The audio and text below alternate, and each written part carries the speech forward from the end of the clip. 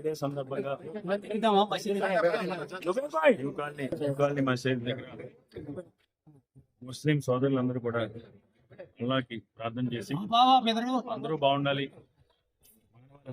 బాగుండాలని అల్లాహ్కి ప్రార్థన చేస్తారు. మనందరికీ కూడా తెలుసు, మహమ్మద్ ప్రవక్త చెప్పింది సమానత్వం గురించి. పేద ధనికే అనే తేడా లేకుండా సమానత్వాన్ని చాటడం కోసం భుజం తాకే విధంగా నమాజ్ చేయడం జరుగుతుంది. అదేవిధంగా మహమ్మద్ ప్రవక్త చెప్పింది, మన ఇంట్లో మనం భోజనం చేసేటప్పుడు చుట్టుపక్కల వాళ్ళు కూడా ఆకలితో ఉన్నారో తింటున్నారని చూడాలి. ముస్లిం సోదరులు ఎప్పుడు కూడా ప్రార్థన చేస్తున్నారు, వాళ్ళతో పాటు అందరూ కూడా బాగుండాలని ప్రార్థన చేస్తారు. ఈ ఫ్రైడే సందర్భంగా మసీద్ దగ్గరికి వచ్చి ఈరోజు అల్లాహ్కి ప్రార్థన చేసిన ముస్లిం సోదరులందరికీ కూడా రేపు మే 13వ తారీఖున జరుగుతున్న ఎన్నికల్లో వైఎస్ఆర్ కాంగ్రెస్ పార్టీకి మద్దతు తెలపాలని అభ్యర్థించింది. వైఎస్ఆర్ కాంగ్రెస్ పార్టీకి ఎందుకు మద్దతు తెలపాలంటే ఈ దేశంలోనే ఒక రాష్ట్ర ప్రభుత్వం 4% రిజర్వేషన్కి తీసుకొచ్చిన ఘనత వైఎస్ రాజశేఖర రెడ్డి గారి కుటుంబాన్ని. మొదటి నుంచి కూడా ముస్లిం పక్షపాతిగా ఉన్నారు. ఈరోజు బీజేపీ అనే పార్టీ మద్దతు పార్టీగా ఇండియాని రిలీజియస్ కంట్రీగా చేయాలని చూస్తున్నారు.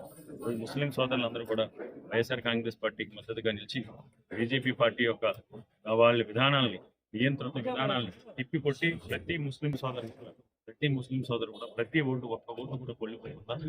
అన్ని కూడా వైఎస్ఆర్ కాంగ్రెస్ పార్టీకి. ఎందుకంటే ఈరోజు మొదటి నుంచి కూడా మొన్న జగన్మోహన్ రెడ్డి గారు చెప్పారు, ఎవడు అడ్డు వస్తాడో చూస్తాను, ముస్లింకి ఎవడు తీస్తాడో అంటే అంత దమ్ము ధైర్యంగా ముస్లింల పక్షాన్ని నిలబెట్టుకుని ఏకైక నాయకుడు ఒక వైఎస్ జగన్మోహన్ రెడ్డి గారు.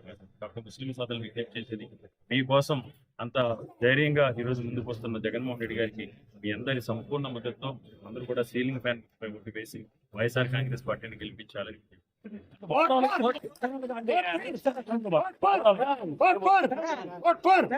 ఓవరాల్ గా ఎలా ఉండబోతుంది? ఈరోజు జగన్మోహన్ రెడ్డి గారు ఎలాంటి పక్షపాతం లేకుండా అర్హతనే ప్రమాణకంగా తీసుకుని పార్టీలు కూడా అతీతంగా అర్హత ఉన్న ప్రతి ఒక్కరికి కూడా రాజకీయ నాయకులు కాకుండా నీతిజ్ఞుల్లా ఈరోజు జగన్మోహన్ రెడ్డి గారికి సేవ చేశారు. తప్పకుండా జగన్మోహన్ రెడ్డి గారి నాయకత్వాన్ని అందరూ కూడా సమర్థిస్తున్నారు. ఎవరేదో తప్పుడు సర్వేలతో ఎవరైతే దుష్ప్రచారం చేసినా 2019 కంటే కూడా మెరుగైన ఫలితాలు తీసుకుని ఈరోజు వైఎస్ఆర్ కాంగ్రెస్ పార్టీ తీసుకుని నిన్న దాని ప్రజాదరణ ఎంత ఉన్నాయి దాని కదా.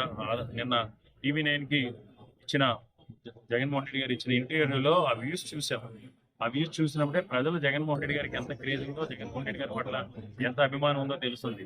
నక్కకి నాగలోకానికి ఎన్నో తేడా చంద్రబాబు నాయుడికి జగన్మోహన్ రెడ్డి గారికి. తప్పకుండా జగన్మోహన్ రెడ్డి గారు మళ్ళీ ముఖ్యమంత్రి అవుతారు. విశాఖపట్నం ఎగ్జిక్యూటివ్ కాబోతుంది. విశాఖపట్నం ప్రపంచ పట్టణంలో శిఖరాగ్రాన్ని ఒక అంతర్జాతీయ నగరంగా ప్రకటించారు.